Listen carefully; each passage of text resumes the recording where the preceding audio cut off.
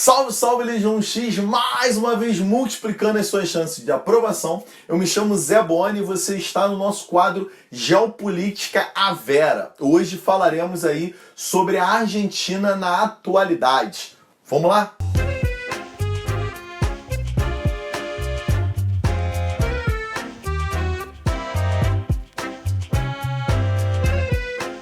Então, galera, para a gente falar, sobre a Argentina no período atual, a gente precisa verdadeiramente voltar à década de 90. Então a gente pode pensar que a Argentina passa por um quadro de crise de pelo menos 30 anos, né? Realmente a lógica do neoliberalismo atinge a Argentina em cheio. E é muito legal a gente pensar que na década de 90 o país já sofria com um déficit orçamentário, ou seja, o país gastava mais do que arrecadava.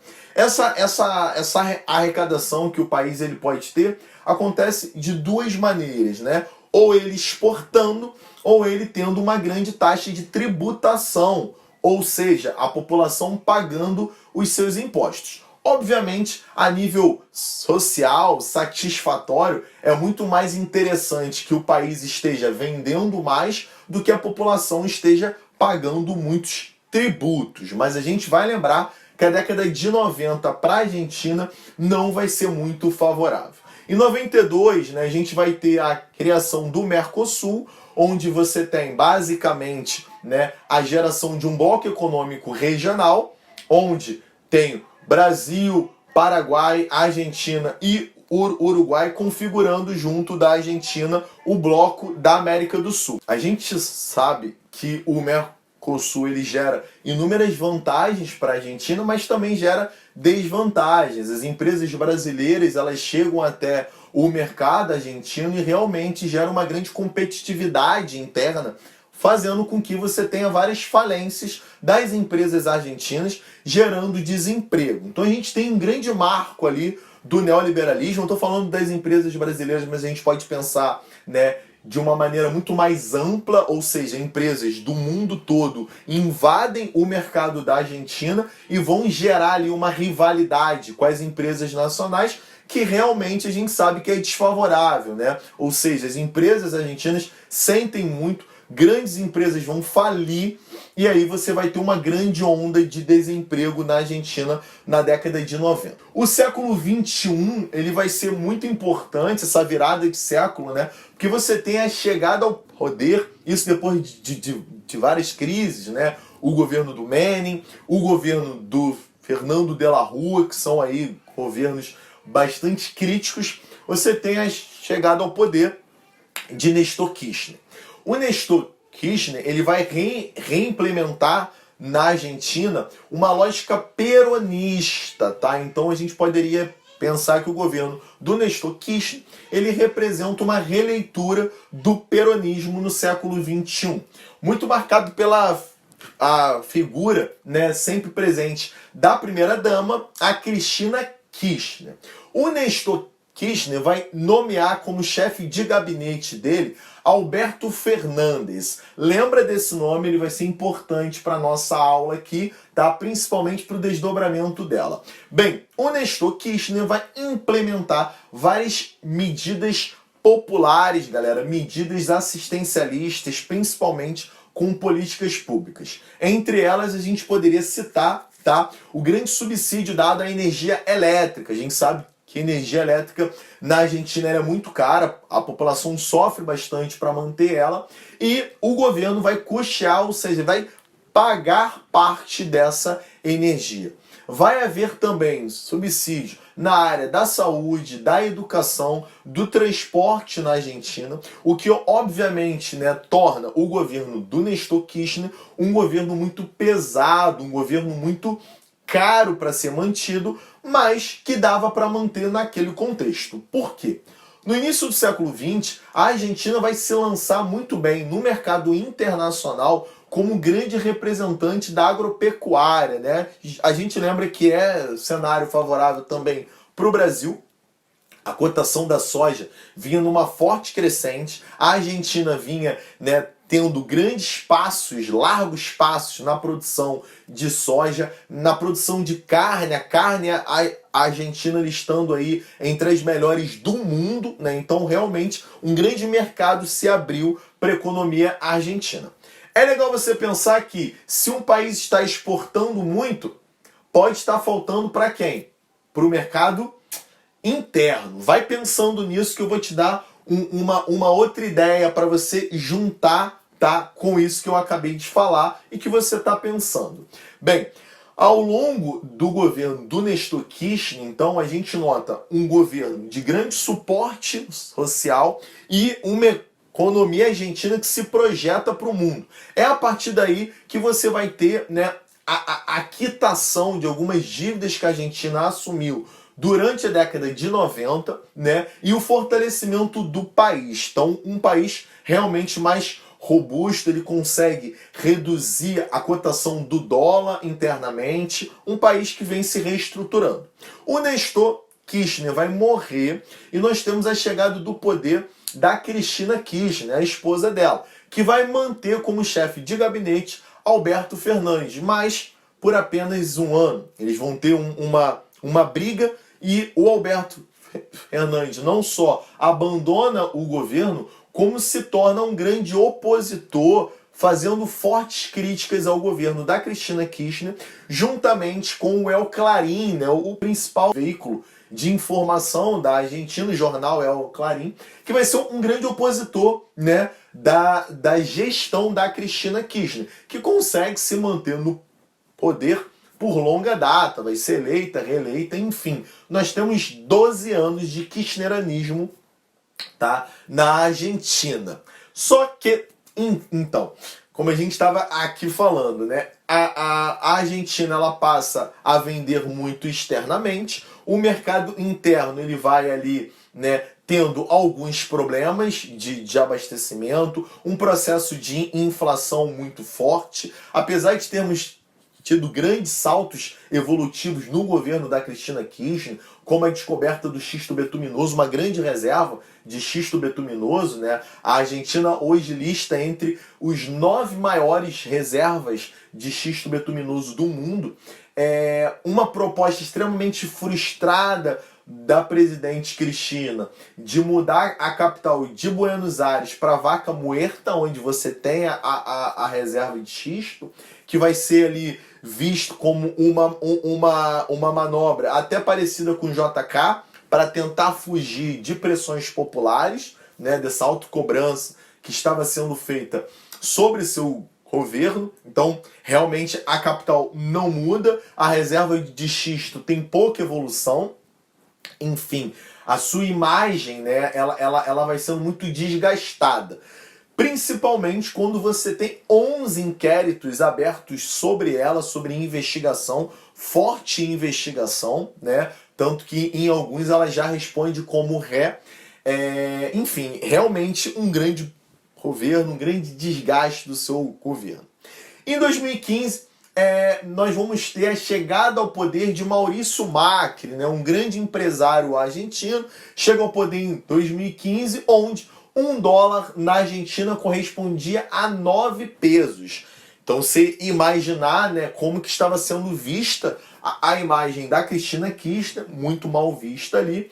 Chega ao poder Maurício Macri, um empresário que vai levar ao país uma política de direita, né? Então você teve 12 anos de política de esquerda e agora você tem a mudança para um presidente de direita. Então, inicialmente gera um grande bem-estar, mas ele tinha alguns problemas para corrigir.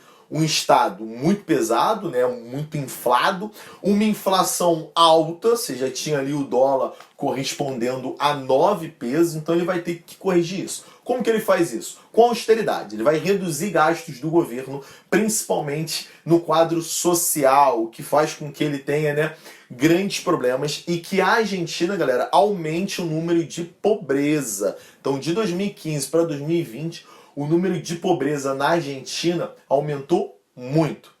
Principalmente em alguns setores, né? Uma certa parcela da população que vivia muito por conta do subsídio dado pelo governo. Ao longo o governo do Maurício Macri, você vai ter uma grande onda de inflação. A gente vem aqui falando, né? O dólar vai ficando cada vez mais caro no país, tanto que durante a sua gestão chega ali a patamares de $1 ser igual a 50 pesos argentinos.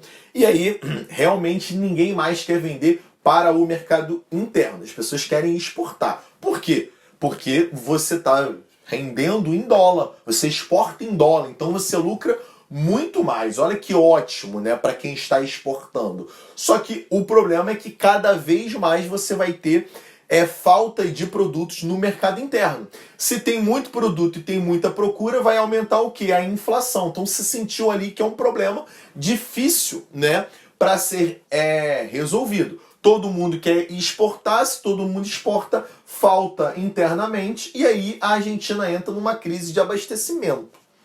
O que o governo faz para tentar, né, reequilibrar isso? O Maurício Macri vai pedir ao FMI, o Fundo Monetário Internacional, um empréstimo na casa de 57 bilhões de dólares, né, que diz que seria pago em 3 anos. Nesse ano 2018, a gente vai lembrar aqui que o peso argentino ele passa a ser a pior moeda em avaliação com o dólar. Chega a ser o pior patamar, né? E aí agora você tem que pagar uma dívida externa com o dólar aumentando. Você pegou, né, empréstimo em dólar, vai ter que pagar em dólar. Só que o dólar ele tá ficando o quê? Cada vez mais caro. Então você precisa arrecadar cada vez mais. Olha que loucura, olha que crise, né, que está acontecendo dentro da Argentina. Bem, o Maurício Macri, quando ele pega esse capital com o FMI, ele precisa cumprir com as medidas que o FMI impõe. Basicamente, para você entender, sempre que um país pega, né, dinheiro emprestado com o FMI dá a ele uma obrigatoriedade, uma lista de obrigatoriedade que ele precisa cumprir para ter o superávit primário, basicamente conseguir juntar para honrar com o pagamento da dívida com o FMI. E nesse pacote você tem um grande pacote de austeridade, mais austeridade.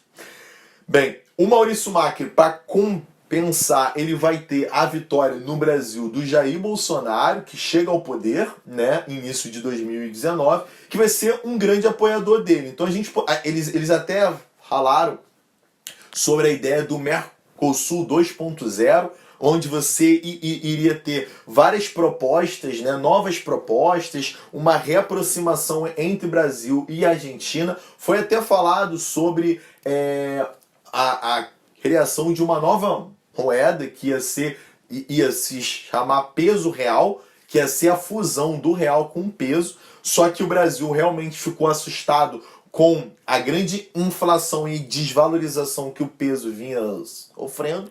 Só em o Brasil anunciar essa proposta já foi catastrófico, né? O real realmente caiu bastante frente ao dólar.